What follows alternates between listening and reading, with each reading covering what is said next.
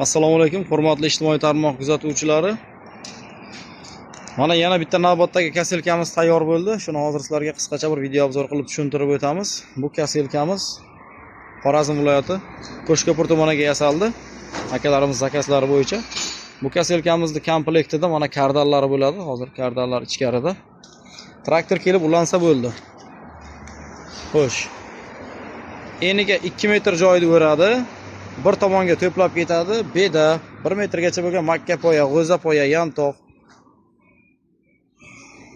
Xohlagan turlaringizdagi xashaklarni o'rib beradi. Kimni mana shunaqa kaselkalar qiziqtirsa, albatta zakaz asosida tayyorlab beramiz. Buning uchun ekrandagi raqamlarga murojaat qilasizlar. Mana zakazlarimiz birin-ketin tayyor bo'lyapti. Xorazm, Qoraqalpog'iston tomonlariga dastavka xizmatlari kerak bo'lsa, mana shu mashinamiz dastavka qilib beradi. Doim xizmatga tayyor. Ekrandagi raqamlarga bemalol murojaat qilib zakaz berishlaringiz mumkin.